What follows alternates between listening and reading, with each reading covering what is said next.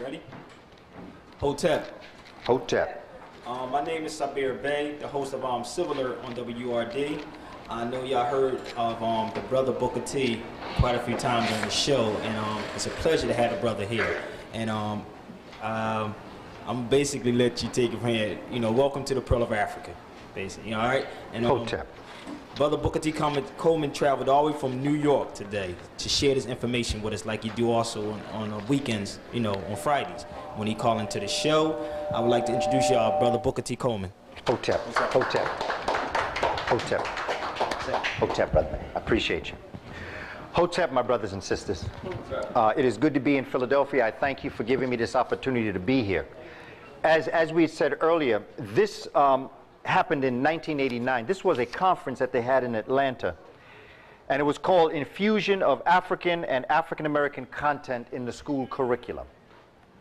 And in this conference of October 1989, what they did was that every major presenter, they wrote their presentation. And what I'd like to do for brother that had previously spoken about just understanding signs and symbols of primordial man and just we as a people, and what I think as an adult group of people having gone through a system of learning, not our children, but us, there is something that a sister by the name of Dr. Edlin, Ramona Edlin, had said during this presentation that I felt was very important for us to understand in order to see what it is that they're talking about. And this is one of the cornerstones to one of the great challenges we have in understanding our history and our culture.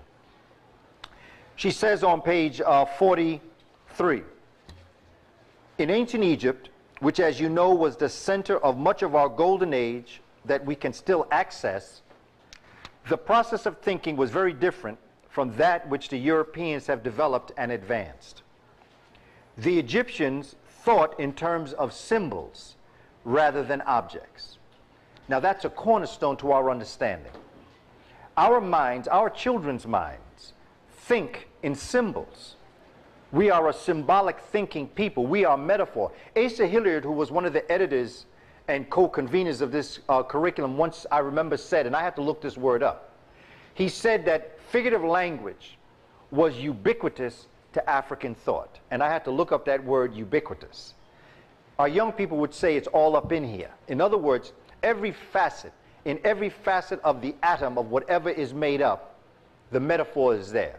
Figurative language is there.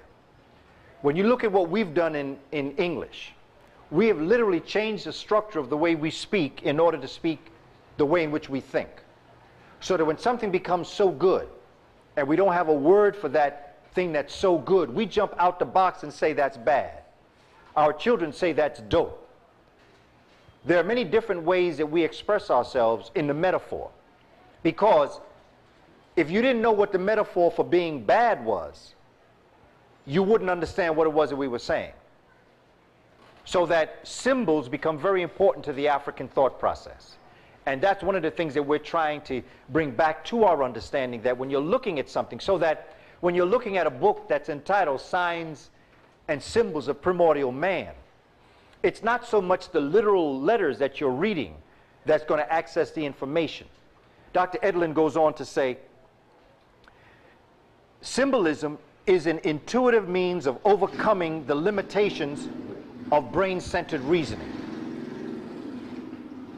Symbolism is an intuitive means of overcoming the limitations of brain-centered reason. Symbolism does not merely count what the five senses can detect. It creates a new relationship between inner knowing and external analysis. When we're in classrooms, when we are teaching our children and when our children are learning, when we are in classrooms learning, this dynamic of symbolism plays a very important role to us. Because many times we sit in the audience and we're not so much listening to the words that the person's speaking, we're creating images around what the person is saying. So therefore, when we go back home and we're recollecting what's being talked about, many times we don't recall the words as much as we recall the images. So that we are a visual people. We are a people who take what's said and turn it into an image. When it becomes an image, then that's what we bring into the recesses of our consciousness. So that when we want to recall that incident, we don't recall the words, we recall the image. When you do that, you can take thousands of words and make one image. So therefore, when you look at the brilliance of our African ancestors and all the things that they were able to do on such a simplistic level, or as complex as it was, they didn't live a literal life. European objective linear thought consciously excludes any relationship to the unseen or spiritual dimension of life. But in the Egyptian hieroglyphic writing, we receive a whole complex of abstract, intuitive states of being, as well as material facts, which are not so much described as experienced in symbolism. We see not the effects, but the cause. We experience non-polarized expressions of the will or the spirit, not mere sequential sense reports based only in the limited perceptions of the human. Now, as teachers, when we go in the classrooms, we have to go in thinking that way. We have to go in knowing that our children really aren't so much picking up what we say as much as how we can create an image in the way we say it so they can then access that information. What I want to start off with us, and then we'll take a break. What I want to start off with is just a concept of just information. I don't think I've done this when I've come to visit our community here.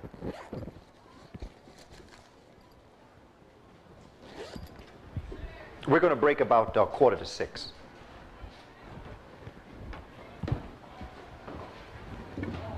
There's a gentleman by the name of Howard Gardner that came up with a concept that he called, he's from Harvard University.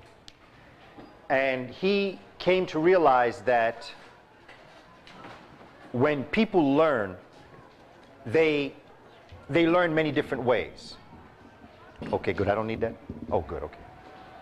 And so when he would have a patient come to him, the patient would come, and up until that point, the Freudian way of dealing with people with internal emotional challenges was to consider the whole person ill, and then begin to deal with that person as a whole person, but ill. What Howard Gardner began to realize was that with his patients, there were some that were very gifted, extremely intelligent, but they also had problems in certain areas.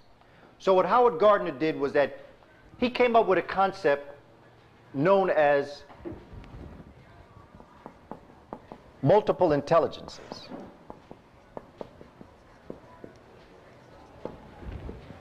Multiple intelligences. And he said that every human being has many different areas of genius. And I'm going to give you the acronym my skill. One of the intelligences was music. He said you could be a genius in music. He said you could be a genius intrapersonally. Intrapersonally, which means self-reflective. That student in your classroom that's very quiet, doesn't talk too much, but still is listening and still is understanding what you're saying. Intrapersonally, self-reflective. Spatial was another intelligence. This is the artist. This is the person that draws. Kinesthetic. Movement. This is the person that moves a lot in class. You have interpersonal.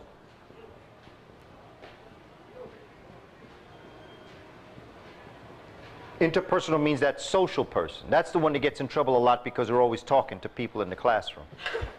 The logic, which is the math and science that we teach today, and then the linguistics. Now, I always find it's very important to deal with when we're dealing with this subject, because this is methodology. Dr. Wade Nobles from California calls this the intent in education. It's far more than just teaching children about the pyramids and about Imhotep. As educators, we have to know where our intelligences are and that you can have more than one. You have all 7, by the way. It's according to where you focused your intelligence determines where you'll probably fall deeper in terms of being able to be a musician or being someone who is intrapersonal. Now, the reason why I give you this is because there's something known as the magic eye.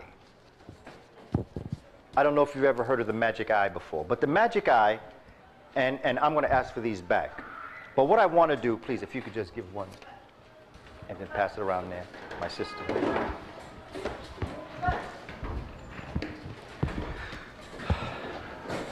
Now, what I want you to do is, I want you to take this, well, you'll see that it's a postcard on the back.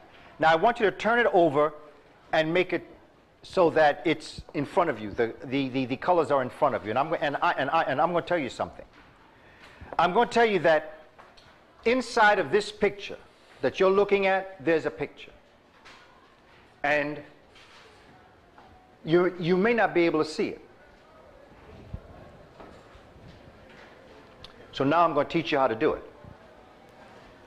You bring it close to your nose, and you remove it about 6 inches, but the gaze that you had when it was close to you, keep that gaze. You're almost cross-eyed. You're almost looking inside that picture. And what's going to happen is that as you look at that picture, something's going to jump out at you. Okay? Now, some of you may not see it. So now here's what I'm going to tell you to do. I'm going to tell you what it is. I'm going to ask you to flip it around so that in the top right-hand corner it says hidden image. And in this hidden image, it's actually going to tell you what you're looking at. Flip it around and it'll say hidden image in the top right-hand corner. It's going to tell you what you're looking at inside that picture. Now I'm going to tell you to turn it back around and take it back to your nose, bring it back out. The gaze that you had when it was close to your face, I want you to keep that gaze. Some of you still might not see it. Hotep, brother. Hotep. Okay? Now, the reason why I'm doing this with you is because that's a lot like our history.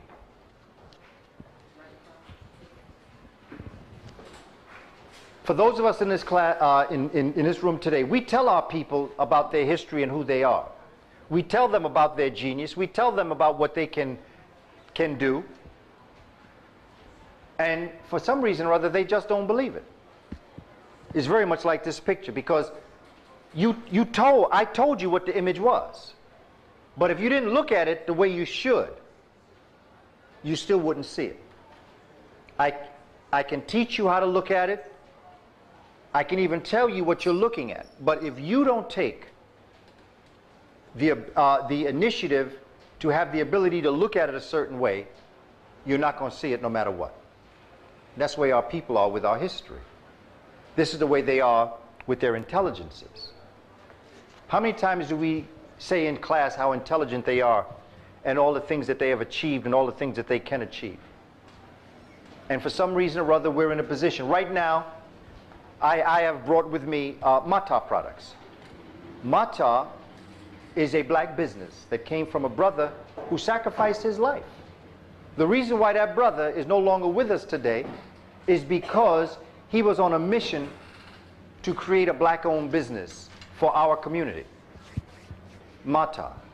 And everywhere I go, whatever I speak on, I always tell folk that it's Mata time.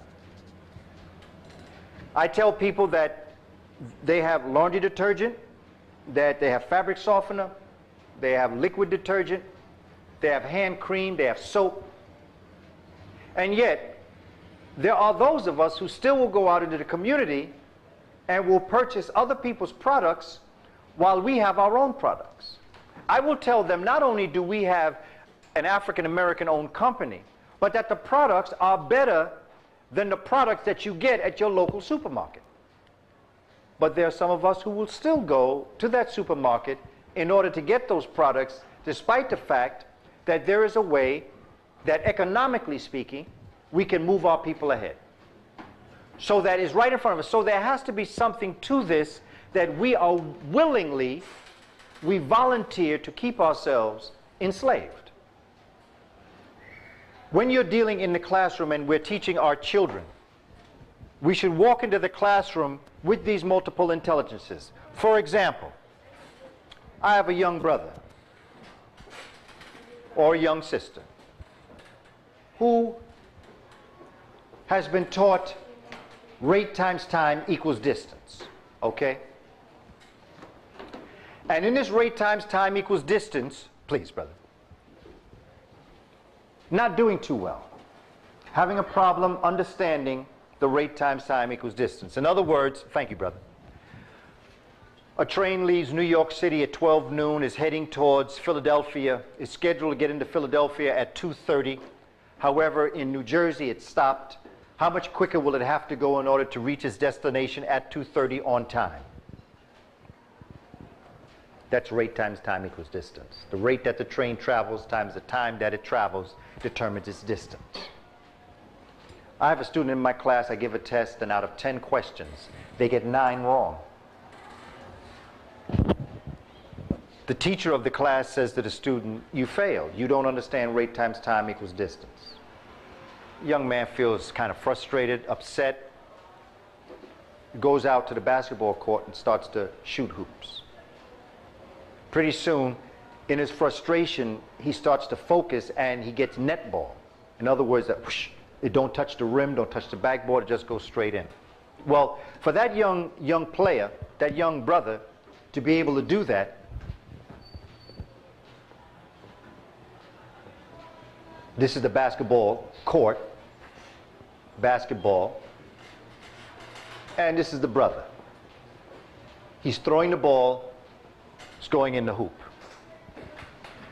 For him to have gotten that ball in the hoop, that young man would have had to have mastered the rate that he threw it times the time it's in the air and determine its distance. So does that young man understand rate times time equals distance? Or did he just not understand it the way I asked him to give it back to me?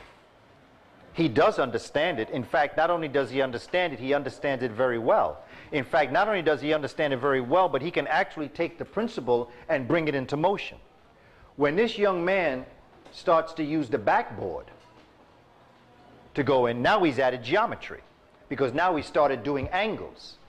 And now he knows where he has to throw it to create the kind of angle that will have the ball go back through the hoop.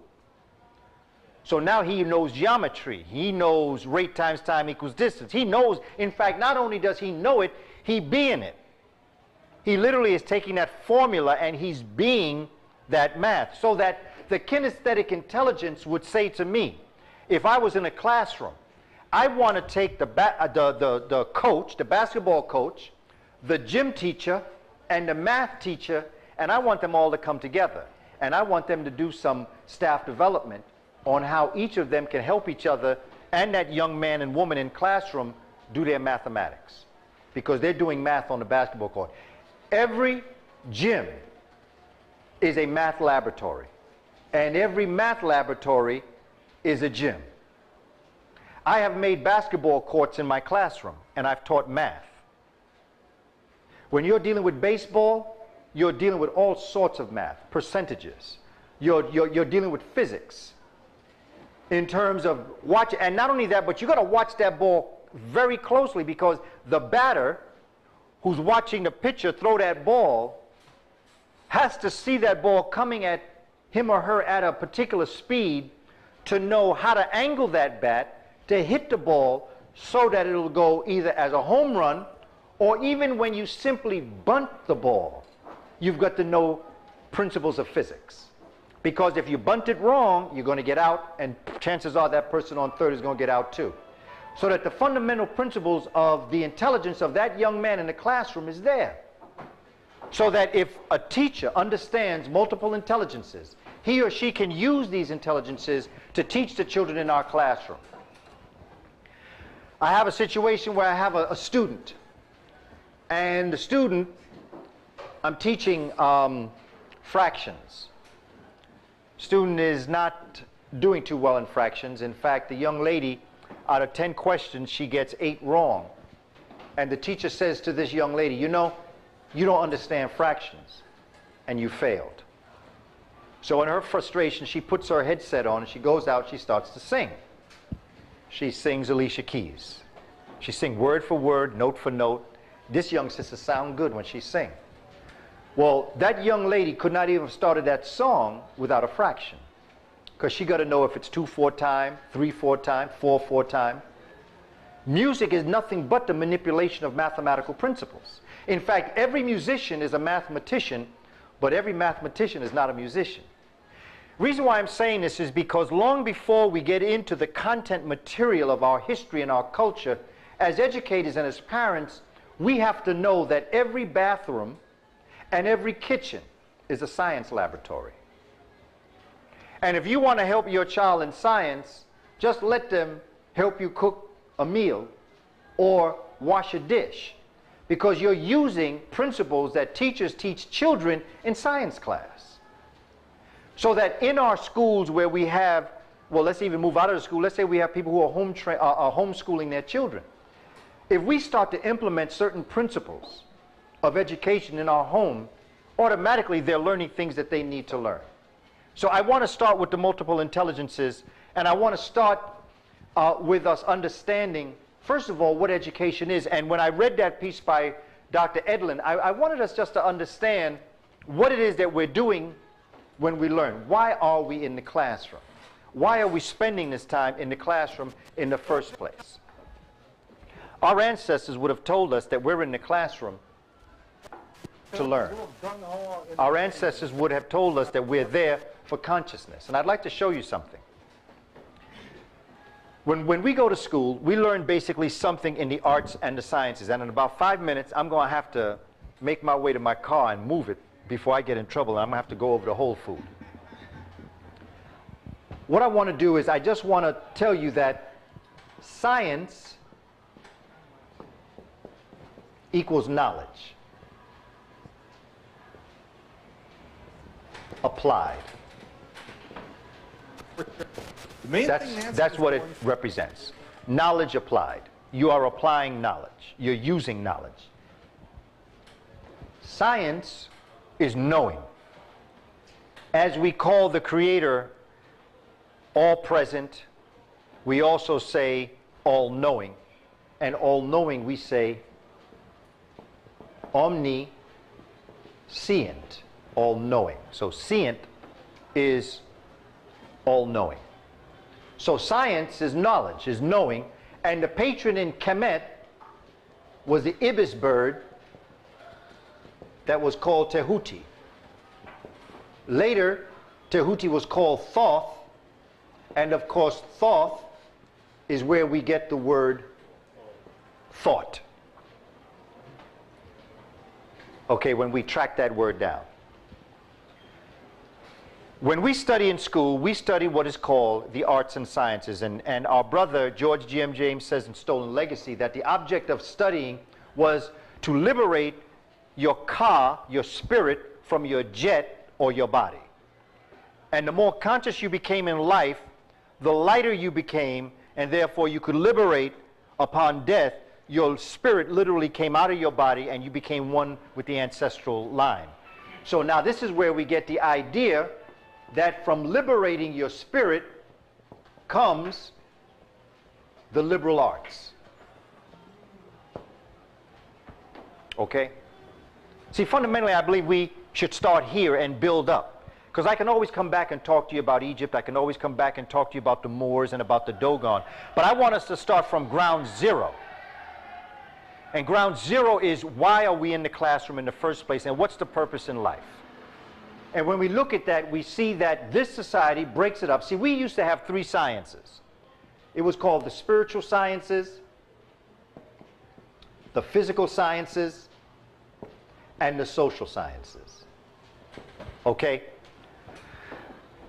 Western society has a problem with the word spiritual science. So this is where we get the art from. We call it communication arts. Communication arts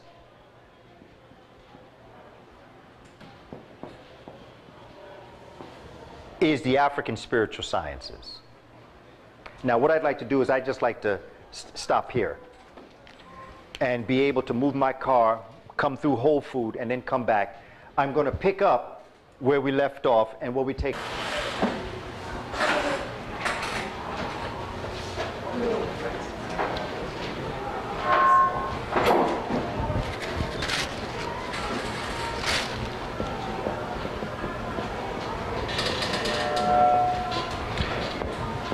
We said that there was one art and two science. We said that there was communication art, physical science, and social science. Keeping in mind what we said before about the multiple intelligences, now what we're going to do is we're going to break the communication arts into performing arts. Performing arts would include drama, music, singing, musical instruments. The second would be creative arts. Creative arts includes arts and crafts, sculpture, macrame, all those kinds of things that you use with your hands creatively. And then the final would be language arts. Language arts would include vocal languages, it would include drumming, it would include braille, it would include smoke signals, sign language. The physical sciences include the math and the science that we learn today. Science today is different from the science of the ancient world. Science in the ancient world was everything. Science today is the biologies, the chemistries, the physics and things like that, oceanography. The social sciences include geography, history, politics, economics, and culture. There are 10 areas that we've outlined here. Now, my question before we can go on to you is there anything that you can learn in school that you wonder where it would fit within those 10 areas? Anything at all that you learn in school that you might wonder where it would fit?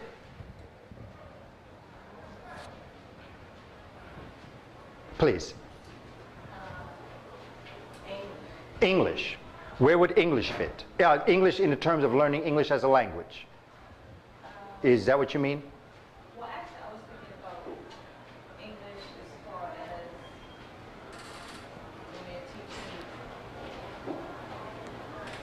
overall, because you learn not just the language, the grammar, but you also learn English literature, English. So would you say English language arts, which would include all of those areas? I don't know. Is it really? Yes. Okay. And does anybody want to say where you might fit English language arts, whether it be the grammar, Shakespeare, literature, writing, novels? It would fit in language arts. Okay, it would fit in language arts. Now, interesting, you know it can cross over, because not only could it fit in language, but there's someplace else it could fit. History. It could fit in history. Where else could it fit? Science. It could fit in science. Where else would it fit? Culture, performing arts, politics. Okay, so that's where English would fit. Exactly. Where else is there any other subject that you have learned or could learn that you're wondering where it might fit in those 10 areas? To cook, where would cook be? Cooking. Culinary arts, where would that fit? It would fit in culture, yeah. Where else would it fit? It would fit in science, no doubt. Math. It would fit in math, okay. Creative, yeah. Creative, yes. Geography, according to what you cook and what you eat, determines on your geographic location. Okay? Is there anything else? Any subject, anything you could learn? Reason why I'm getting this, because I want us to get to the point that I'm going to ask you a question. I'm going to say, would you come to a conclusion that everything that has been learned or could be learned can fit in one of those 10 categories. Because now I want to take you somewhere else. Because when you look at the way in which the ancient Kemites, if we just, please. Well, I did learn a lot of mythology. Mythology, okay. Going into another area of art or spiritual science. Are you, okay, where would mythology fit? Is there a particular mythology or just mythology in general? Well, to me, it would be mythology. That could be culture. Culture, okay, where else would it fit? History, where else would it fit? Language, okay, that's what I was looking at. Okay? Now, you think of any subject now, see, because again, as teachers, as people who are out here, what I'm trying to do is I'm trying to get to the point where when an adult walks into a room or a teacher's in a classroom, I try to get the staff to walk into the classroom thinking this way. When you walk into the classroom, you're not teaching math class. You're teaching a whole bunch of things. And if you have 20 students in your classroom, Dr. Clark, Dr. John Henry Clark, who's my teacher, he called his method of teaching talking in a circle. Talking in a circle is a method of teaching where you can have 20 students with 20 different strengths, or maybe 10 strengths as they group together. You might have some musicians, you might have some sports people, you might have some artists, you might have people who are involved in geography, you might have some economists. But if Dr. Clark was trying to make a point, he knew that he would have to go out on a circle and bring everybody in so that they would understand what he was talking about. He just couldn't assume that what he was going to teach was going to be learned by everybody just because he was teaching it. So what he did is he talked in a circle where he brought everybody into the point that he was trying to make. So that in understanding this piece here, what I'd like to talk to you about is, in Kemet, they did not teach this way. They didn't teach this way. Going back to what Dr. Edlin was saying in the beginning, they didn't teach this way.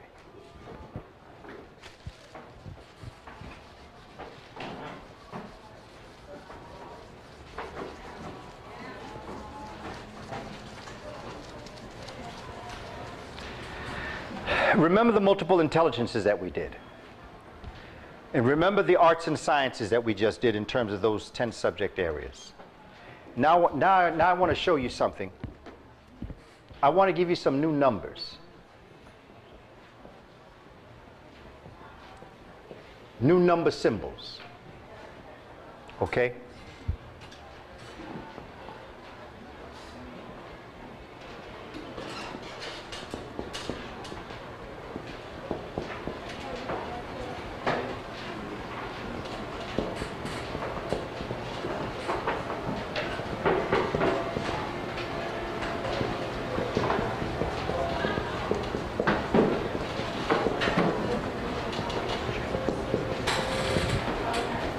Okay, new number symbols. This is now the symbol for 1, for 2, for 3. Suppose I were to ask you, in the new number system, I want you to write this number down.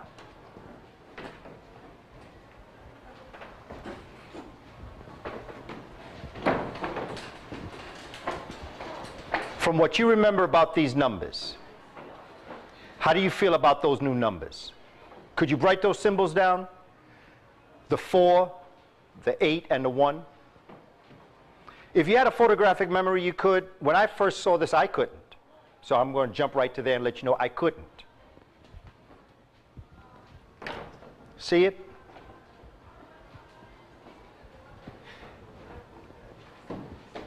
It's kind of difficult, wouldn't you say?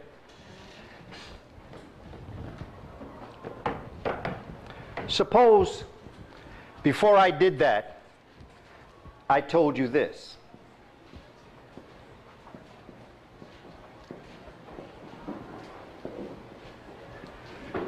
The 1,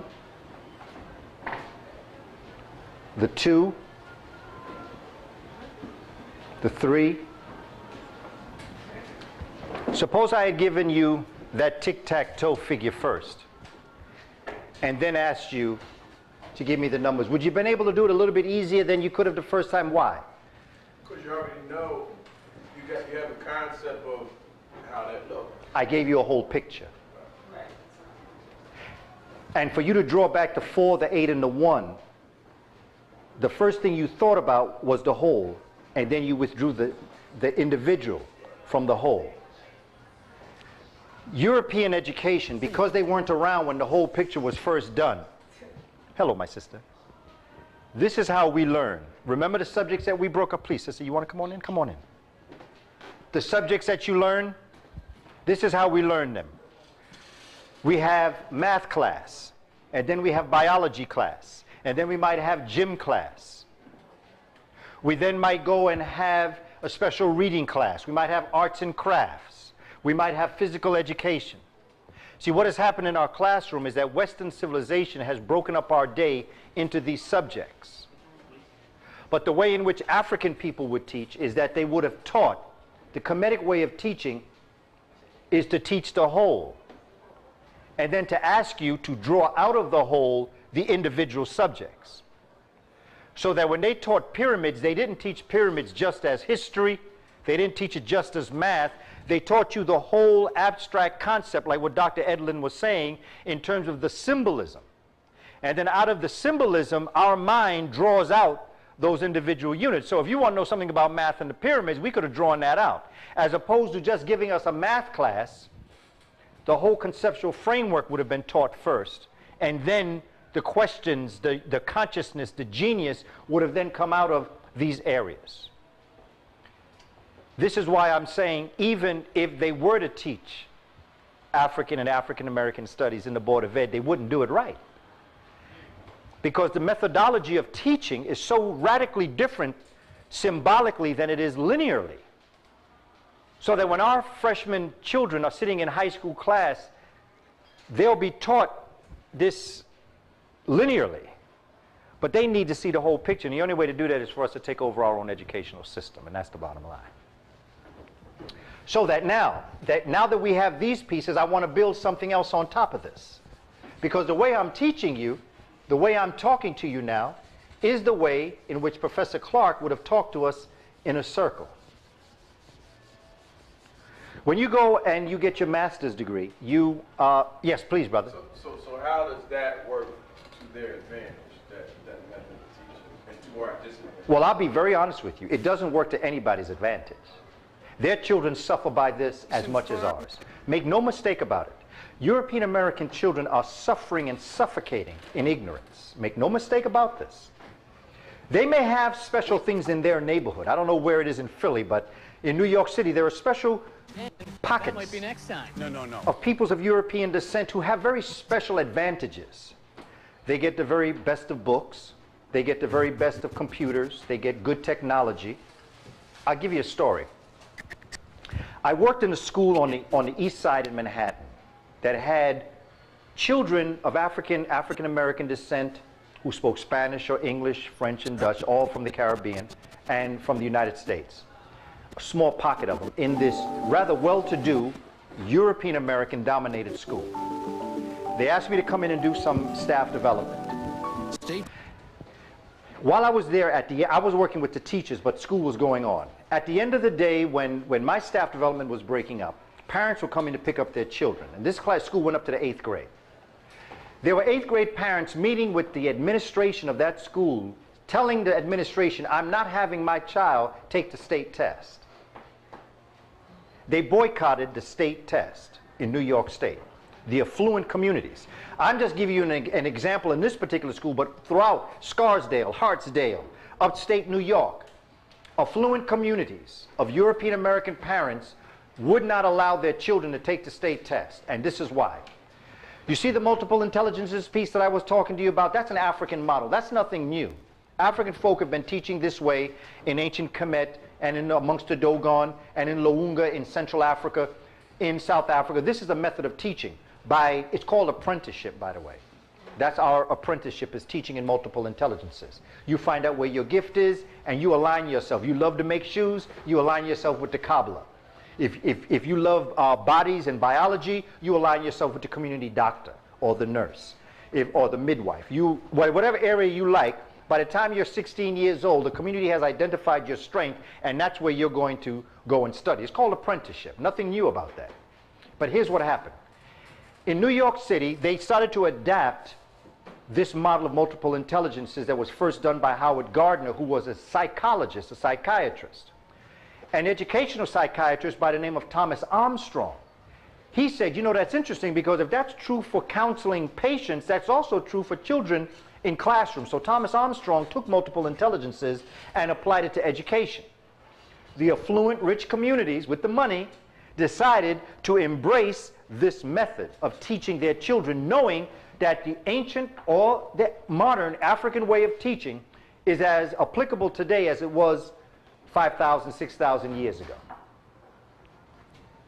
The parents refused, and what I found interesting, because I was very much involved in multiple intelligence because of the African influences, and so I sat in a meeting with the parents, and I said, you know, I started asking questions, and I said, well, why are you having such a problem with the state test? And they said, because the state test is not testing my children's intelligence. Because my child takes a test in science, and they ask my child a question about atoms, about electrons, neutrons, and protons in an atom. And my child gets the wrong answer. Last year, my child did horrible on the science test, but in multiple intelligences, one of the assignments for children is to come home and make an atom. They take these connect little things that they buy in the store on the order of Legos, and they build atom. And they'll take one and make one electron, and that's hydrogen. And then they'll take two and they'll make helium. So they're literally building atoms at home. And the parents have an activity sheet where they ask children questions about that. But when these affluent children sat down to take the state test, they failed it because the method by which they asked the question doesn't match the way in which you would test a child using multiple intelligences. In multiple intelligences, you would ask the child to build an atom.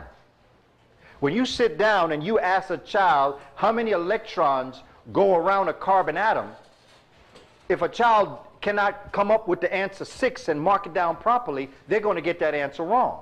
But when they were building that atom, they knew to make 6. So that what I'm trying to say to you is this. They, Dateline did a piece on the TIMSS test. The TIMSS is an international math and science test that children take around the world. They take it in close to maybe 200 countries around the world. Okay?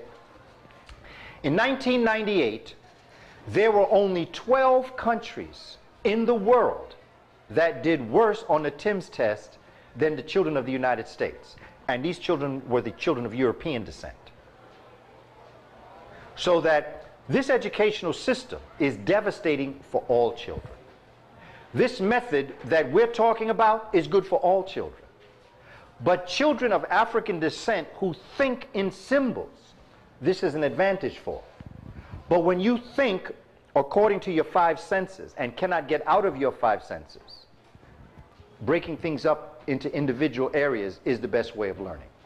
But when you think conceptually, when you think curvilinearly, then breaking things up into different areas is a problem, because you need to see the whole picture.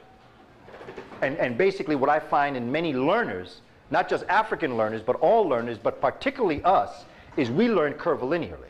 We have to see how it applies to us for us to be able to apply it, to be able to use it, to be able to know it, and then to become conscious of it. So that's what I'm finding as a challenge. So this is good for any child, but particularly good for African children learning conceptually. A basketball player should know that you are manipulating mathematical principles when you're on that basketball court. They should know that. Musicians should know. You can't even, dancers think in 4. Dancers basically think in the base number 4. From 1, 2, 3, 4, and they go back to 1, 2, 3, 4, go back to 1, 2, 3, 4. That's how many musicians think. They think in the number 4, not the 10, but the 4. So if a teacher knows this, when I walk into a child and when I walk in a classroom and I see a child tapping their pencil on the desk or see them beating on the desk, I know they're musicians, because that's a musical intelligence right there. When I see your legs moving like that, that's a rhythmic expression. When you talk to somebody and they're nodding their head in understanding what you're saying, that's a rhythmic learner.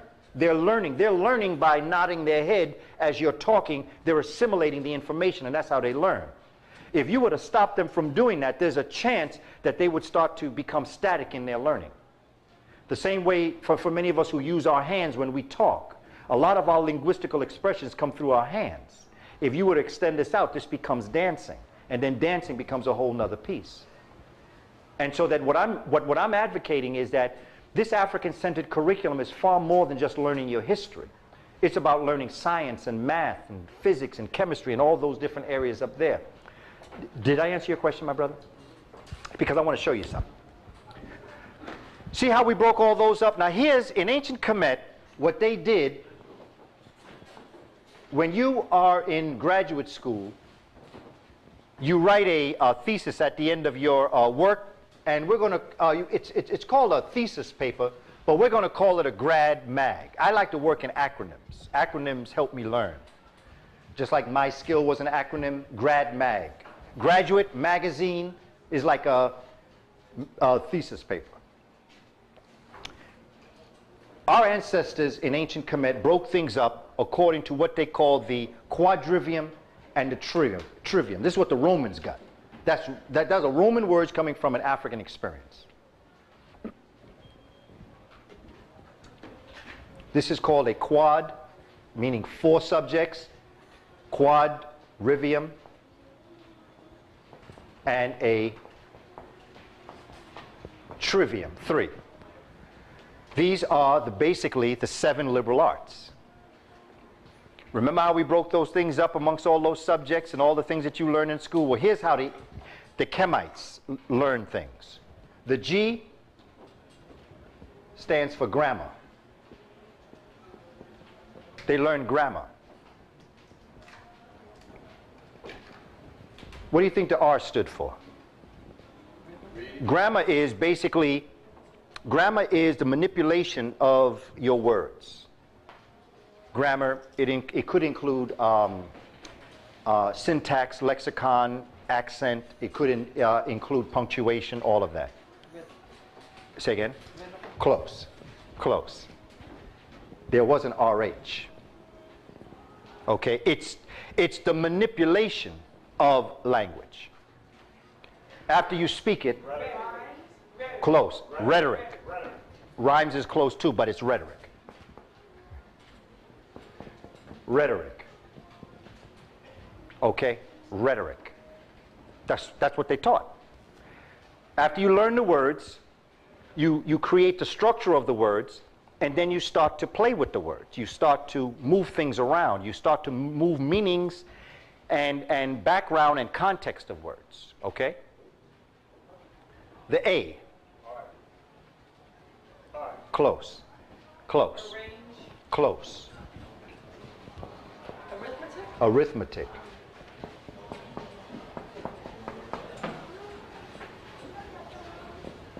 Arithmetic. The fundamentals of numbers and numerology. Because really numbers are symbols just like letters are symbols. So look at how they used to teach you parts of mathematics. They taught it to you at the same time they were teaching you language. See how even if they taught us our history and culture in school, they still wouldn't teach it to us right. Because this is the African model of education. Instead of having your subject areas, what they did was that they took an entire symbolic system of letters and numbers and meanings, and what they did is that they put all the subject areas according to that model and not the model that we have. But you see, linear thinking can only break things up the way in which we're learning in our classrooms today.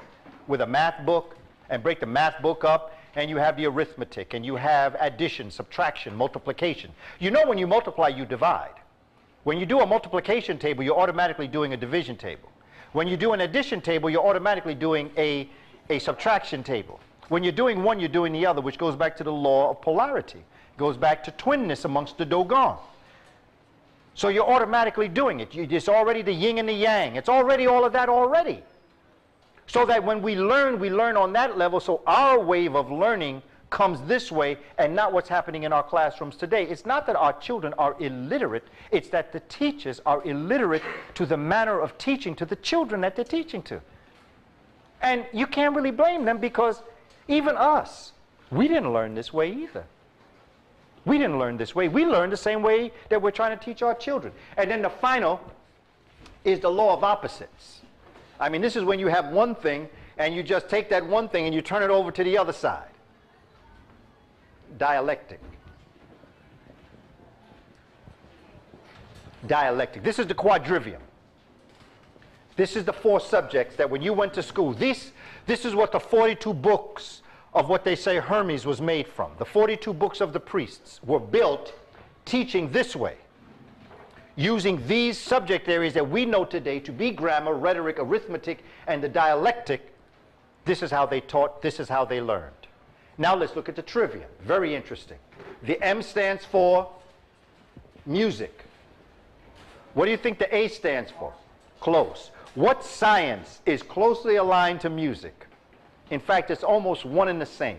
When you learn one, you learn the other automatically. Astronomy.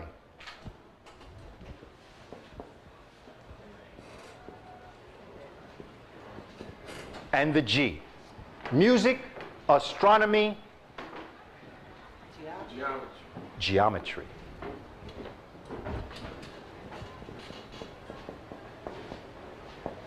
See, when I was thinking about coming here, talking about this subject, there were many different things, many different approaches I could have come. I know that there are scholars that are absolutely brilliant in certain areas of history and geography. I know you've had a number of folk to come in. My concern is education, and my concern is our children. My concern is that what we're doing to our children is so opposite what they need. Even if we think we're doing the right thing, with our hearts in the right place, if you don't know, you can't do. When we study our history and we learn how our ancestors learned, the pyramids were built thinking like this. It was not built thinking the way we think. That's why when the Japanese, with all of their technology, went to Egypt to rebuild those pyramids, they couldn't even build a mini pyramid. With all the technology that the Japanese had, they couldn't even build a mini pyramid. They could not even carve the stones. When they carved the stones and tried to make the pyramid, the stones cracked because they didn't know how to lay them. When they got down and got to the mountains to carve them out, they couldn't carve the stones out the mountain. When they finally did bring in today's technology to do it, they then put it on the boat and the boat sunk. Couldn't even get up the Nile or the Hapi. Okay, eventually they found a way to do it, and they brought them up the Nile. When they took the bricks off the boat sunk in the sand. They couldn't even get them across to where the pyramids were built. And they were only building a mini pyramid. So imagine building a 48-story building with stones from 2 to 13 tons. And they are so smoothly cut. To think that we believe that the tools that they will tell us that the Kemites or the Egyptians built those pyramids from, to actually believe that. In fact, if you believed that they used the tools that they say they used, the Kemites were more intelligent than even if they had laser technology. Because to be able to take a stone and make it so smooth, you know, when you have a table that's real smooth and you put face to face down, you can't lift the table up because it's so smooth, there's no oxygen that you can lift, so you got to slide the table off. There are stones in the pyramid that are so smoothly cut, you couldn't lift them up because they're so smooth. So from face of brick to face of brick is so smooth. You cannot cut brick using the kind of tools that they said.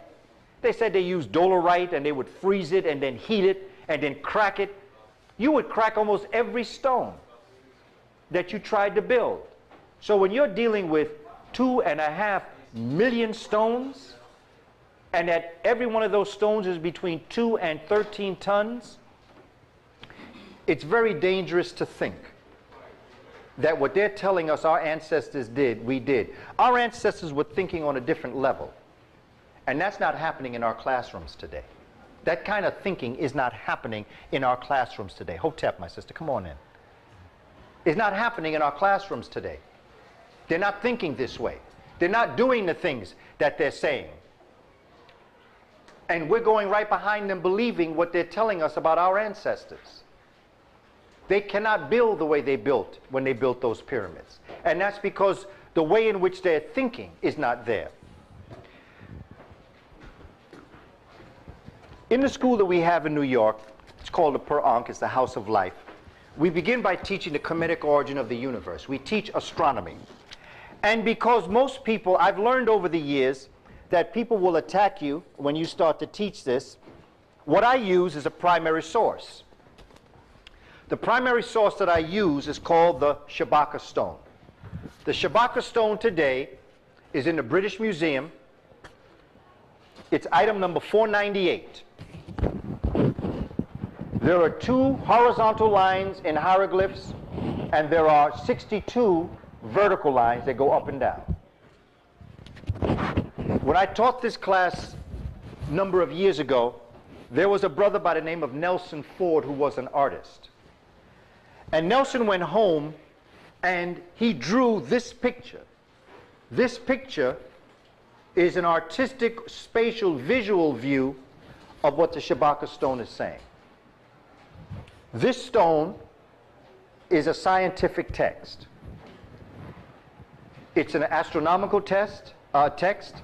It's a biological text, oceanography. It deals with chemistry. It deals with physics. In fact, you could even say it deals with the life sciences, the star sciences, the earth sciences, and the physical sciences, all on this one text. But the story is told in metaphor.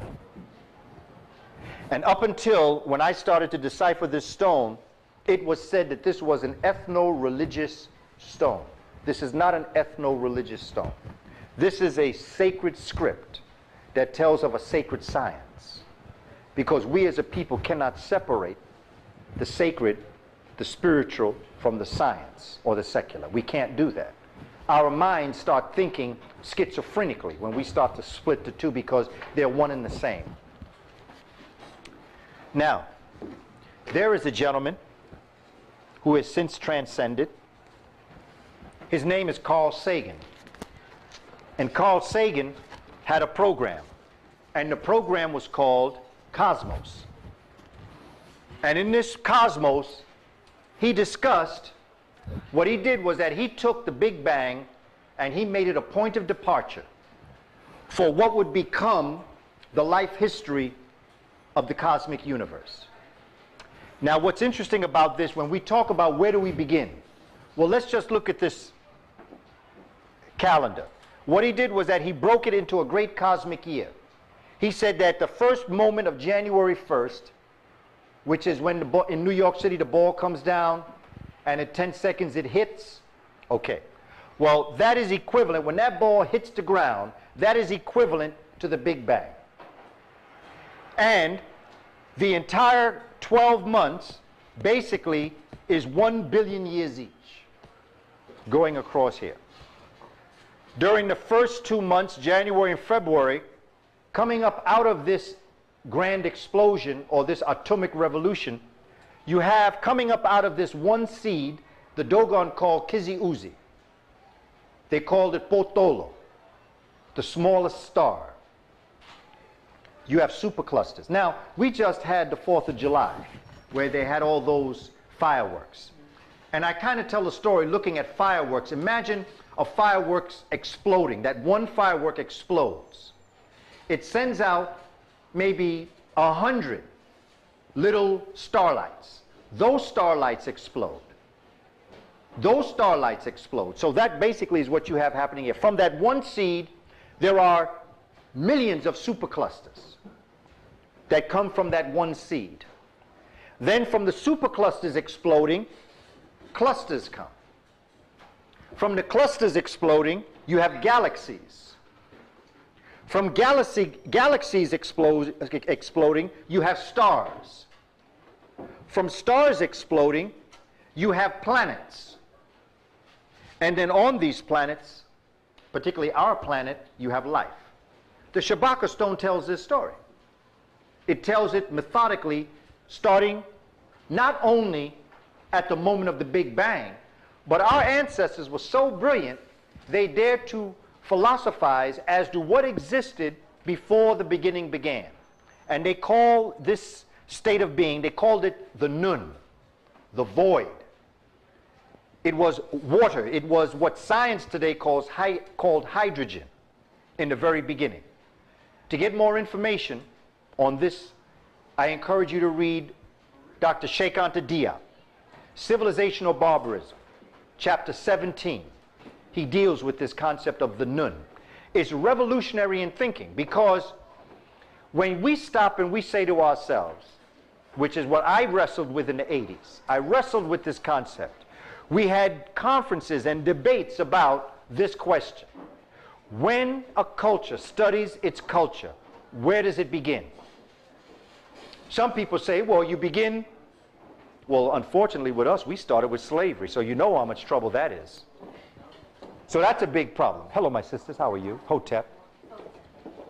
That's a big problem. But suppose they said, well, start when humanity came on the earth. I don't think that's the place to start either. I don't think that's the place to start either. Suppose they said, well, start with the pyramids and technology. Well, that wouldn't be too good either. Because as this goes, and as the story goes in science and in the Shabaka stone, as the cosmic universe is unfolding and it's becoming all of this order and arrangement, it starts to pick up speed. It starts to pick up speed and really is going very quickly, so that the month of December, which is here, we have to break up into an entire calendar. Just one big 30-day calendar or 31-day calendar. Now, the reason why it's dangerous to start with the origins of life of humankind is because if you were to look at a map, go back to January 1st, on this map, humanity came to the planet on December 30th. So think of experiencing an entire year and beginning it on December 30th. Look how much time you're missing, because our ancestors taught that you were here back here. You're just not when you're born. You've been around from the beginning. And you will always be around. That's what science teaches too. Energy cannot be created nor destroyed. It has always been, it will always be, it just takes different forms. This is science teaches this, spirituality teaches this, and our ancestors taught this on the Shabaka stone. Now, pyramid building, getting married, cooking food, making jewelry, building pyramids, writing books, bringing up children, all of that would have occurred. Now, this is why we wrestle with this idea. This is why we begin our history when our ancestors became conscious enough to reflect on how they thought the universe existed prior to them coming into being. Consciousness. All that I said to you about getting married and cooking food and bringing up children and starting schools and writing books would have occurred the last 10 seconds of the last minute of the last hour of the last day of that cosmic year. So think about what I said. Remember when I began by saying that those last 10 seconds when that ball is coming down? Well, on December 31st, when that ball starts to descend down, those last 10 seconds, at that count of 1, according to our ancestors, that would have been when we became conscious enough to build the pyramids, to make jewelry, to get married, to cook food, to become conscious of each other. So if you wanted to begin at the pyramid age, you're dealing with the last 5 seconds of that cosmic year. Look how much of your experience you're missing. So that we wouldn't even start on this earth. We would have to start back here. We would have to start back here when the only thing that existed in the universe was black. the universe is made up of a black. We are pieces of that black on this planet. That's what our ancestors taught. We are pieces of stars. That's why our ancestors said that they were not children of the earth. They said they were children of the sun. Because they saw themselves not as earthlings, but as starlings. Take the idea to the Dogon. The Dogon will tell you that the essence of who they are came from another place besides Earth. Now, of course, our starling, our light and heat energy, mixing with the nitrogen cycle of the Earth, creates this body, creates this matter. But you know, matter is coagulated energy. And the deeper you go inside yourself, the more pure that energy becomes. So that when you get into your chakras, that's where pure energy is at its highest point. As you begin to move from your chakras out, that's when you start to materialize. And that is why when you die from the outside in, and that's why you have that carbon-14, nitrogen-14 dating.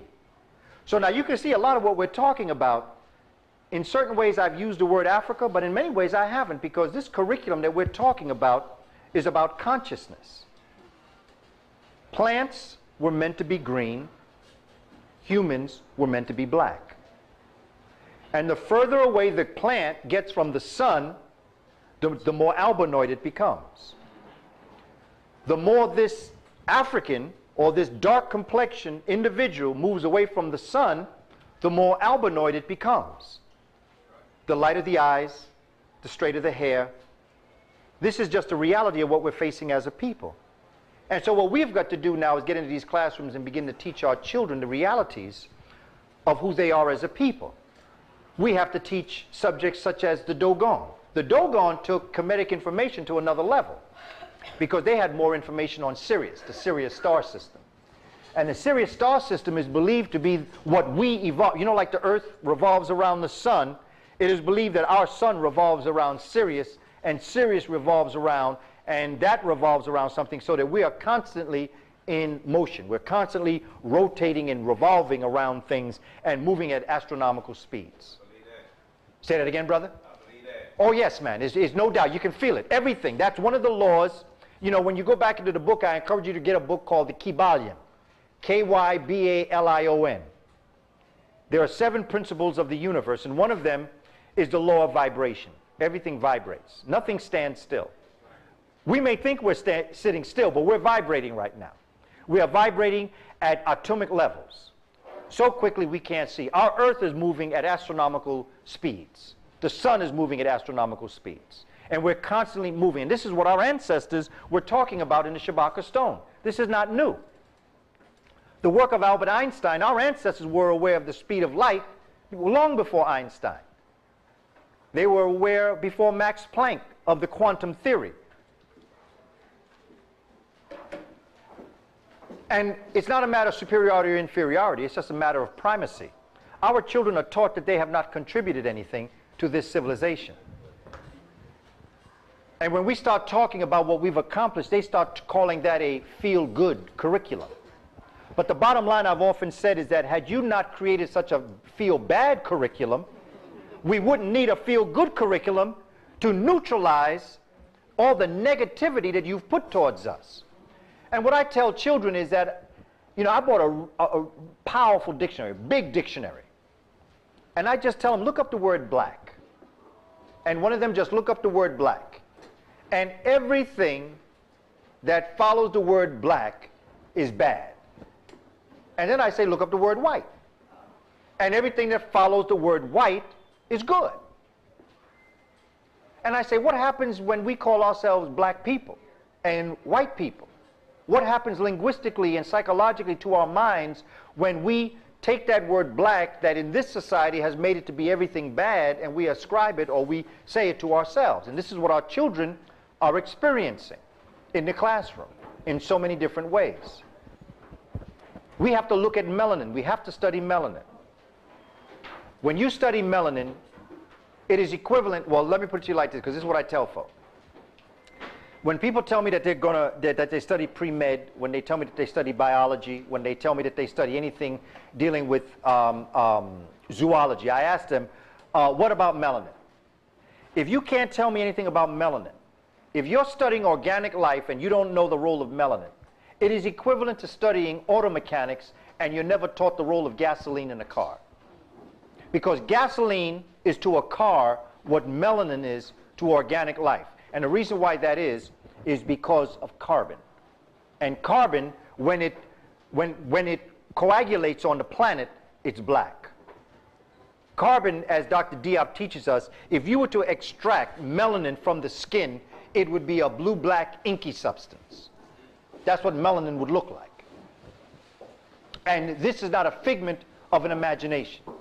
This is real science. This is why they stopped Diop from examining the mummies in Paris, because he was finding out too much about the mummies. But more importantly, he was finding out about the principles of melanin.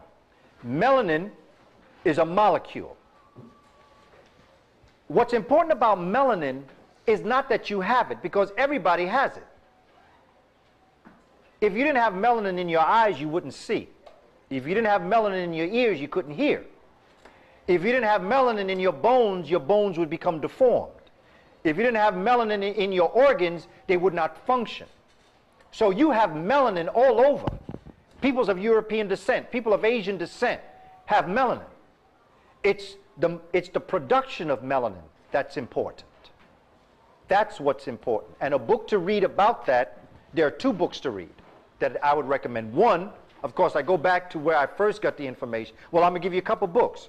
Richard King's work, The African Origins of Biological Psychiatry. Richard King's book on melanin. Carol Barnes's book, Melanin, the Chemical Key to Black Greatness. T.K. Moore has two books out on melanin. One is The Science of Melanin, and the other is Dark Matters.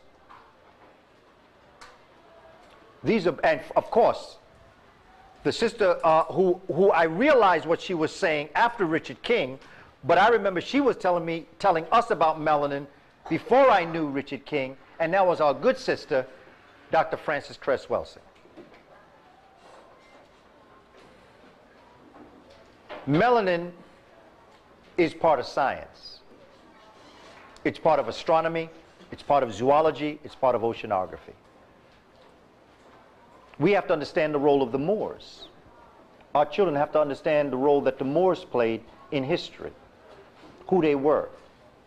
Because my problem is not so much what they say about the Moors. My problem is the fact that they're confusing the issue. What they've done is this, very skillful. They took the word Moor and they mixed it up with the word Muslim. They take the word Muslim and mix it up with the word Arab. And then pretty soon they start talking about Moorish Arabs. The word Moor means black. The word Moor is a medieval term that became Negro after the enslavement of the Moors. Before they were called the Moors, they were called Ethiopians, which means dark-faced. Ethiopia was the land of the burnt face. Ethiopians were the people from the land of the burnt face. Moor does not mean Muslim. My study of Moor tells me that there were Moors who were Christians. There were Moors who were Kemites or followed the Kemetic legacy. It is important that, yes, a very important facet of the Moors that went into Europe post 710 AD happened to practice the Islamic faith. But not all Moors are Muslims. You could be a Moor and not have any faith system that you followed particularly at all. And once we get to that, then we can understand that it was we the Moors, the Africans. And this is why our good brother, the Honorable Noble Drew Ali, becomes such a central focal point in our history. Because it was he, according to history, that had a very strong impact on another brother that brought forward another revolution, and his name was the Honorable Elijah Muhammad. Because the Honorable Elijah Muhammad was a student of the Honorable Noble Drew Ali. Not only that, but Noble Drew Ali was a very influential person during the Harlem Renaissance. Because if you look at a picture, if you see a picture of Marcus Garvey sitting in a car, and he's dressed up in his regalia. Sometimes they have a very tight shot on Marcus Garvey. But sometimes they open up that shot, and there's a man sitting to his right.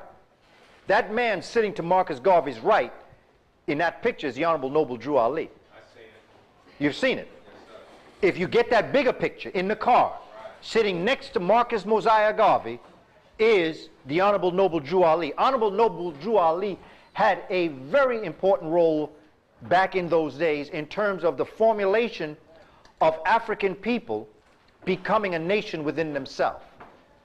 And out of this Moorish science tradition, the Honorable Noble Drew Ali was teaching a lot of science. He was teaching a lot of mathematics. And this is, sorry.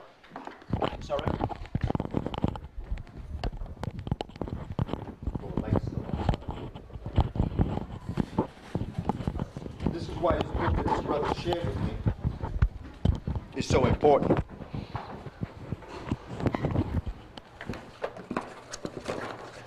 See, we need a think tank just on this book alone.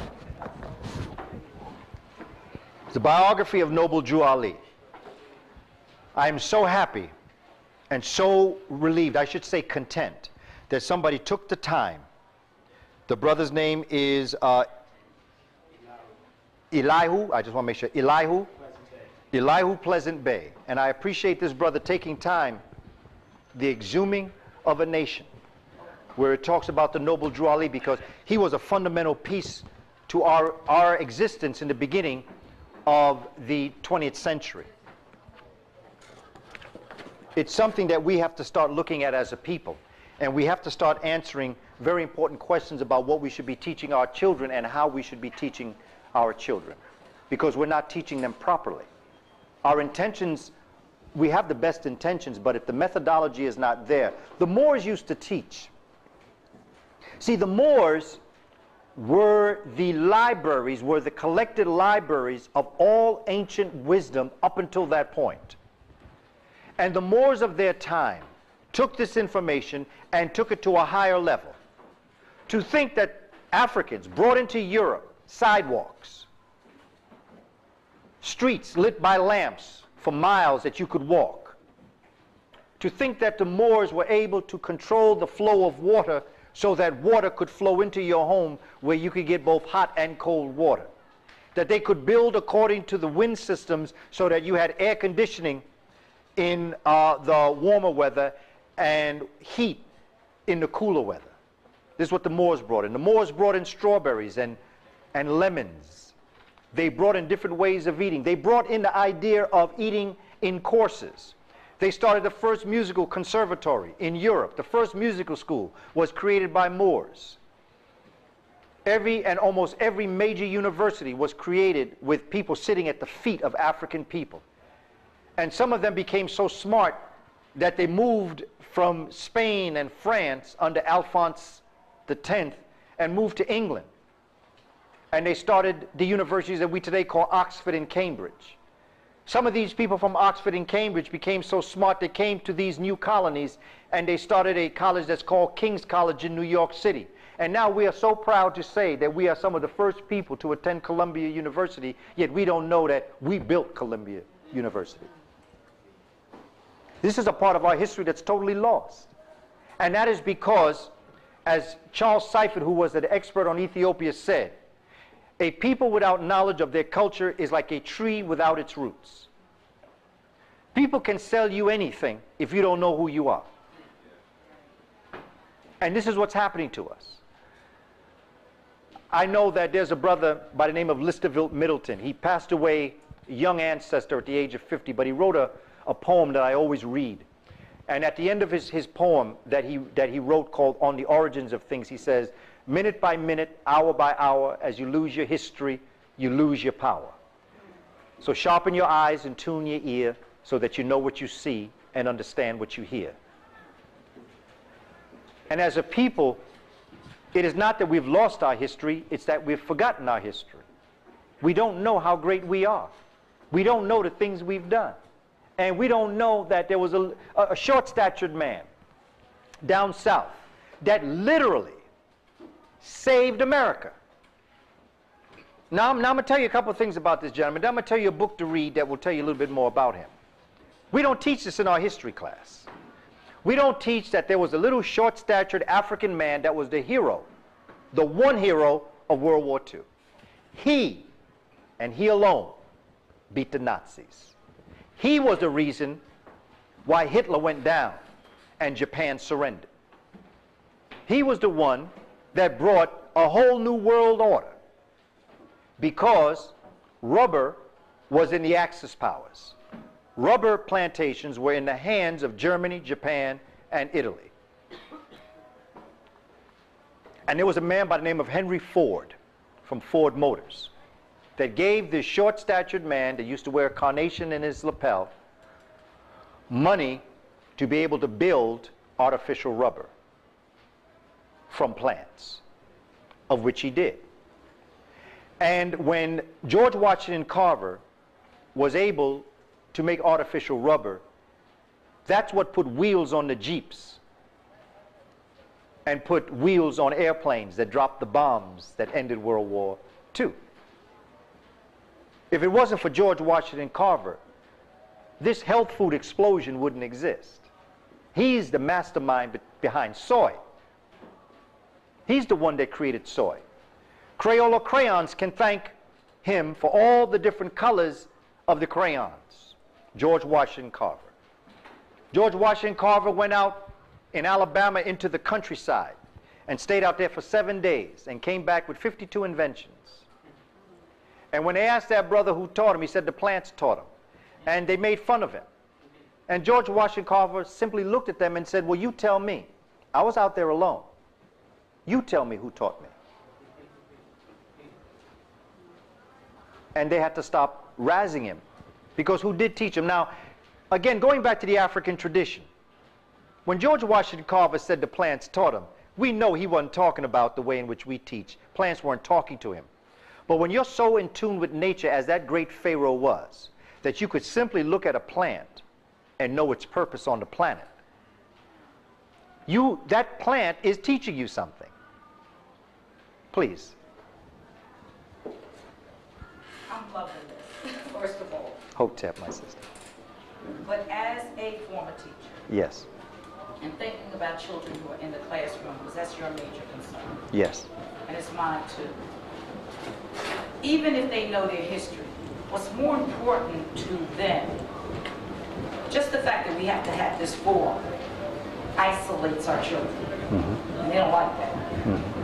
It's not that they're not proud of who they are, what they want to be. Sure, bless you. But it takes their focus away from learning the things they need to learn. Yes. You understand what I'm saying? I follow you. Yes. What's more important is that they learn about that leaf Yes. and what that leaf does in their lives and how they can relate to the leaf in their lives. That's right. History is going to come. Yes. But if they don't understand how this planet works for them, they're not going to learn astronomy, Yes. math, That's right. science. Because the bottom line is our kids are so far behind academically that the cultural swing has to get them to understand how important it is for them to learn. Yes. And that's missing. That's right. We can have all of that there. That's right. But the culture Yeah. does not respect learning, whether it's the history, the sciences, the languages. I'm pissed that the only languages taught to kids are French and Spanish. That's right. There That's could be an indigenous language from this land or an African language. That's right. It doesn't have to just be that. That's right. But how do we get the kids? How do we take this that we're learning about ourselves now Yes. and allow children to be able to be proud of learning? Yes. Because that's the Am I key. making sense? Yes, you are, because that's the key. The key is learning. Culture is important, but culture is only important as the invisible process by which you become conscious. See, culture is a tool that you use. When I first started getting into astrophysics, I got in when I became aware I used my culture as a tool into analyzing what I was learning. And that's what has to happen in the classroom. All this that we talk about is fine. It's like Imhotep. It's one thing to know Imhotep, but it means nothing if all you're going to do is clap for him. You got to understand how to come back into your neighborhood and build buildings, how to use the 90-degree angle to build buildings. What role does pi play? What role does the golden mean play? And that it was within your culture and is within your ancestral memories, your collected unconscious, that you can access that information. It can be done. So what happens is that here in the Pearl of Africa, you start with what you got. That's what Adam Powell said. Drop your bucket. Well, that's what Booker T. Washington said. Adam Powell said, start with what you have in your hand. What do you have? Well, you have the Pearl of Africa. And I count about 5 young people, 6 young people in the room right now. You could start with the 6 young that we have. Start with what you have. Start with what you have and start a think tank.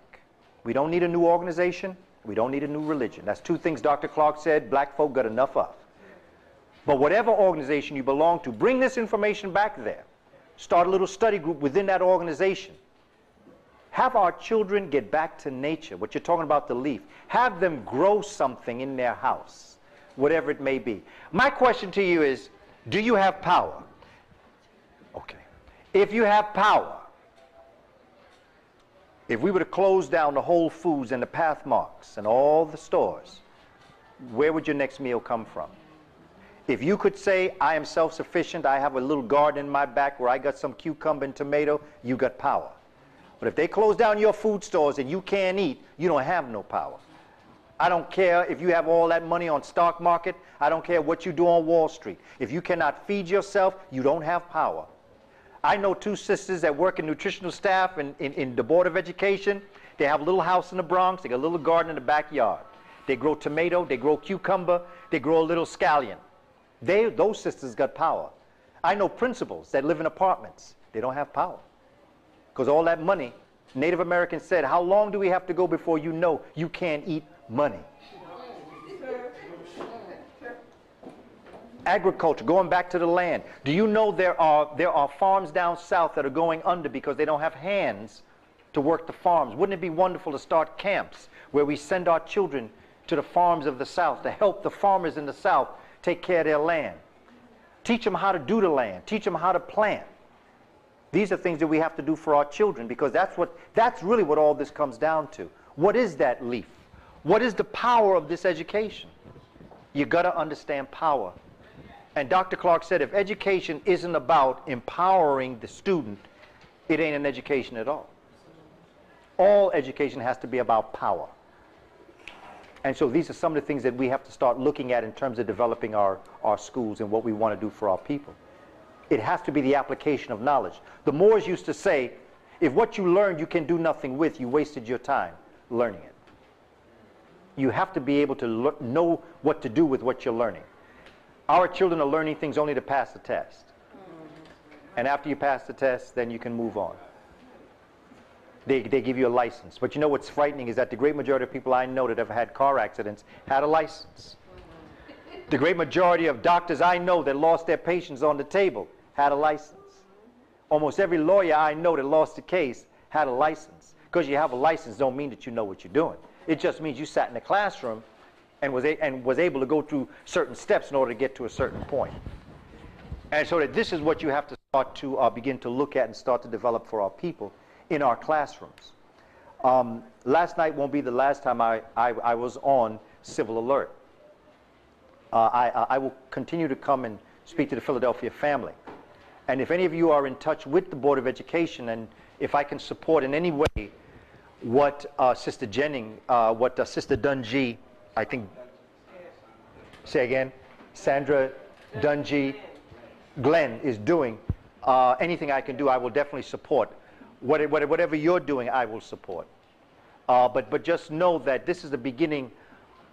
I shouldn't even say it's a beginning, it's just a continuance. Because all I'm doing is just part of that spoke of the wheel that's keep on doing it. But I'm about the curriculum. I'm about being in that classroom and finding out what to teach our children and how to teach it to them and how to take them to the next level of consciousness. Because the only thing that grows in the cosmic universe is consciousness. And so we have to teach them how to apply this information. What I'd like to do is just kind of bring this to any kind of discussion that you would like to have, any kind of comments that you have, questions. I would like to let you know that I have brought copies of the Shabaka Stone. I have brought some videotapes if you're interested. And I've also brought an audio tape with a curriculum on the Kemetic origin of the universe, if you're interested. So please feel free to ask any questions, make comments. I thank you so much for taking time out of your busy schedule to be here, because I know how valuable your time is. I thank you so much. Shem Emhotep, Amun is satisfied. Not right now, but we will do it eventually. But so I'd like to, please, if you have any questions or comments. My question is, No, please sit.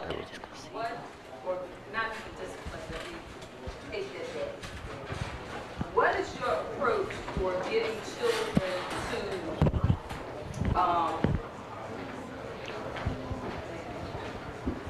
what is your approach for getting children to modify their own behavior? Yes. You know, it's funny that when I spoke to you about multiple intelligences, there's another piece I'm looking at that's called emotional intelligence. I worked in a school where the children were academically brilliant. They, you know, 1 to 4 is the numbers, they were popping up high 4s. But emotionally, they were as unstable emotionally as the children who may not have been performing well. One of the first things that I do is in an open discussion is to get these young people to understand who they are and what we have to do. That's all I ever do. There's no magic formula. Because one thing I've come to realize is that all of us are by matter of degree in a different place in this. There's no magical formula. The only thing I ever do is talk to them and explain to them. They have great things to do. You're wasting time. There was a plan for you. When you were born, there was a particular plan that the cosmos had for you. And you're just not doing what you're supposed to do. Now, why don't we just stop here and let's deal with what's going on? Because we're not getting any place if you're going to conduct yourself like that. That's how I break it to them. And that's the only thing I could possibly say. Because I know if I tried to kind of theorize on these great... See, no. I would suggest that you read the book by Amos Wilson, The Psychology of the Black Child, and Awakening the Black Genius in Black Children. Those 2 books can help you. And I think from there, he gives you ideas as to how to interact with our children. Because our children are reflections of the society. Nothing more, nothing less. You cannot go and bomb a place and say you're smoking people out and then wonder why brothers on the corner talking about, I'm going to smoke you out. They are modeling what they hear. They're modeling what they see. They are seeing violence working. They're seeing crime paying. We used to say crime don't pay. Crime does pay. And we're proving it to them every day. Long before we get upset with what our young people are speaking on the rap songs about, we need to get more concerned about the society that is building them through that. Do you know that the major companies that are running many of the rap artists, those same companies, when you get to the top now, I'm not talking about the intermediate people. The same people who are at the top running the rap industry are the same people who are in the privatization of the prison industrial complex. Study the corporations. Go up the ladder. A Bad Boy. A Rockaware. Go up to the top. P. Diddy don't own that company. Don't you ever believe that. G-Unit, none of that. There are other people way on top that you're not seeing. And the same people that are up there are also running the prison. So on the rap records, they're encouraging children to commit crime, and on the other side, they're incarcerating them. So they literally have a good business going on. Make them criminals, and then make them pay for the crime. And our young people aren't aware. When I visit prisons, I try to explain to them, you know, they're using you. You think you pimp, but you're being pimped. You're not the player, you're being played. You think you're a player. You're not a player. I try to talk to them like that. That sort of kind of at least gets them thinking. But it takes a process, my sister. It's not easy. As the years have gone on, I'm 25 years in the Board of Education, it has increasingly become more difficult. As down as I try to be, as many organizations as I'm a part of, and my background, in the Black Panther Party, my background in the organizations of our community, the role I played in the hip-hop culture, one-on-one with our brother African Bambaataa, the Zulu Nation. I remember the Zulu Nation when they walked the streets of the Bronx because I was there. I try to get our young people believe they invented rap music. They don't go back to the days of Grandmaster Flash and Melly Mel. You know, they don't go back to Pee Wee dance. They don't go back to break dancing. They don't go back to capoeira. They don't go back to the way in which Alex Haley found out his relative was Kunta Kinte, because that was a rap artist in Gambia that rapped the history of his lineage when he heard the name Kunta Kinte. They think this is new. This is nothing new. If there hadn't been bebop, there would be no hip-hop. That's the way I try to talk to them, sis. That's about all I can do. Because by every matter of degree, different children are at different places in their ability to hear what you have to say. I just never give up, and I never take it personal. And what I try to tell us is don't internalize it. They're not mad at you. They're mad at what their environment is telling them. And that's what we have to work on. I tell young people, look, we're one. I'm with you. They treat me the same way they treat you. We together can make something happen. So let's stop fighting. Let's stop victimizing the victim. And let's find a way together out of this situation. Thank you, my sister. Hotep, please. Curriculum. Yes. Is it any type of curriculum? Thank you. Is it a certain type of curriculum that you can use to help us? I have to honestly say that what I have found out is that to say that there is a curriculum, because a curriculum is a roadmap. I have evidences of explanations as to how you can teach science. I have videotapes that talk about how you can teach it. I have videotapes that demonstrate how to. But the bottom line is that a curriculum is pre-womb to post-tomb. It's an all-encompassing. From when that baby sleeps in your arms, and from when the baby's walking, and from my son with me, 11 years old, brother here, and brother back there, and that's where it starts, my brother here, at all levels by matter of degree. So a curriculum is a roadmap that takes people to the levels of consciousness. So conversations that you have with your children, things that you have them do with you at home, all of that is part of a curriculum. There are math curriculums, there's science curriculums. I've tried to break through just developing pieces of this when it comes to astronomy. I have some tapes, I have some curriculums where you can actually go through the process. You then, as the educator, the teacher, the mother, the adult, can then start to talk to the young lady about the astronomy and about the science and about the constellations. You can bring them out at nighttime and just have them look up. Go to a store and buy them a telescope. Every home should have a telescope and a microscope and a magnifying glass. And you should encourage your children to look through that. Take them outside at night and have them look at the sky in a telescope. Tell them that's what a star looks like. And if you put enough of them together, that's what the curriculum is about. You take them to the library. You take them to the Philadelphia Museum of Art and let them see that big brother, that's that Moor, and explain to them who that Moor is. Take them to science. Take them to planetariums. Take them on trips. Take them to the zoo. This is all part of the curriculum.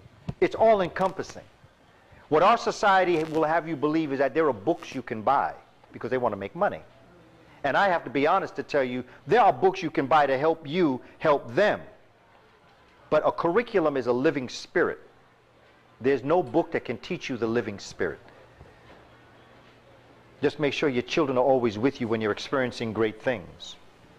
And explain to them what they're experiencing. And when they ask you those questions, don't become tempered.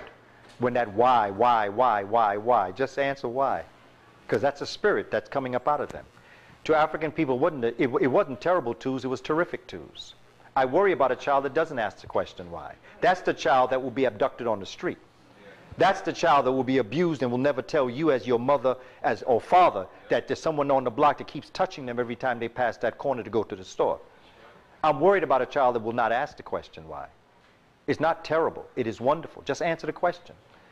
That's a spirit that's manifesting in them at the age of 2 and 3. When they get to be 7 and 9, that's the pre-reasoning skills. That's when they take all their collective that they think they know and they start testing it to see it. That's where the parent comes in and starts to guide them. So that yes, there is a curriculum. I encourage you. I'm sure that Pearl of Africa may have books, children's books, and I'm sure that there are other places that you can go. I'm not sure if you have a Barnes & Noble here. They have a children's section. I always try to settle with my folk first. I try to get the book through my folk first, and then I will branch out to other places in order to get the kind of books that the young lady needs to take them through the process. This standardized test, there are two ways. I teach children how to take this test. There are two ways you can pass a standardized test. The first way is if you know the right answer. The second way is if you know all the wrong answers. You don't have to know anything to pass that test. And it doesn't mean that you're intelligent.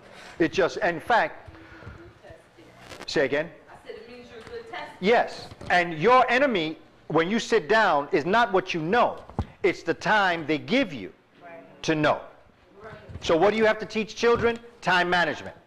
It's a skill, time management. Open up a test and you go through the questions. You have 50 questions. Put your pencil down and just read through the questions. Don't answer anything, don't touch anything. Just read the questions. Because you may find that question 40 answers question 7. You go through, out of 50 questions, you say, you know something?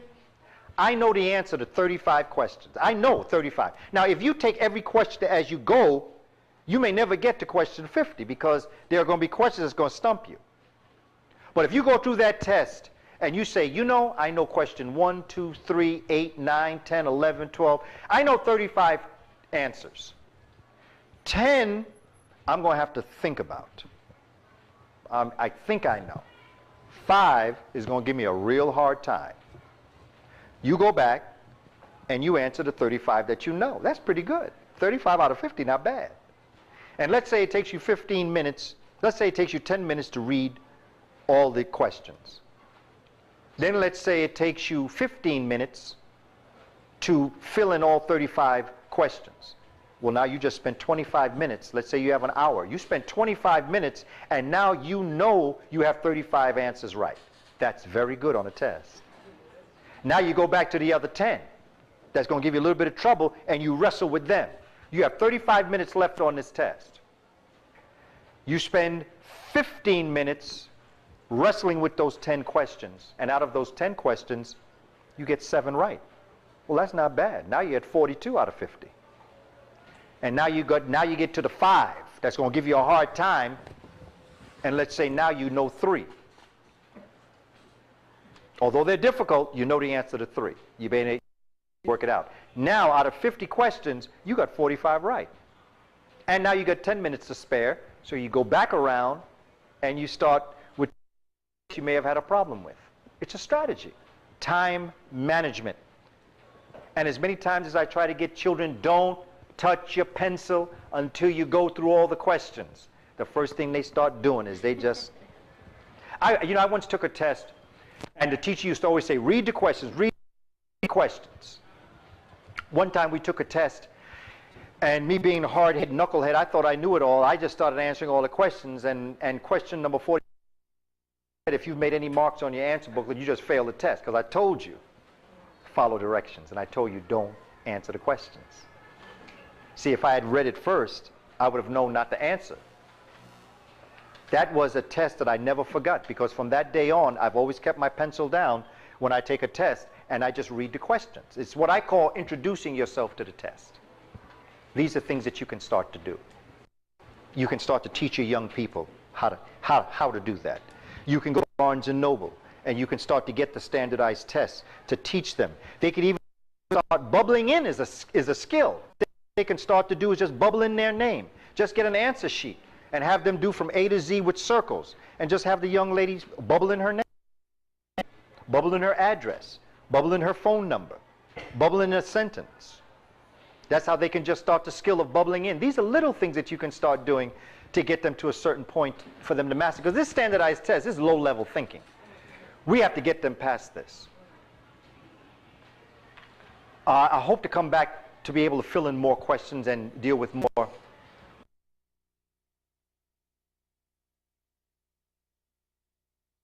Anything we can do to keep supporting? You told me before I called on the radio for the homeschooling. You told me one, homeschooling for dummies, and Oh, you yes. said another one. Yes, homeschooling for dummies, and I think the other one was homeschooling for idiots. But basically, that tells you your rights. Because you have the right to your schools, your neighborhood school's gymnasium. You have right for them to eat at that school. There are certain rights that you have while you're homeschooling them. You can take in different places.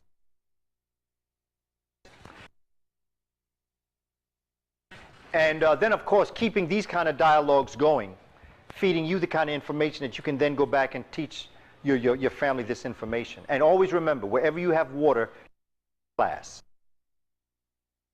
in your bathroom and in your kitchen is your science laboratories.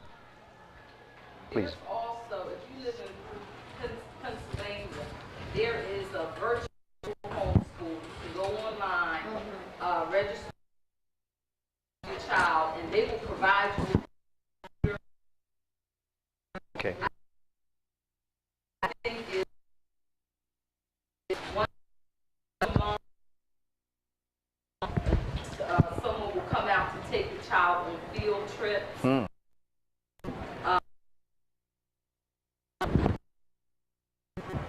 They have it all set up. All you have to do, and I don't know the website, but if you in virtual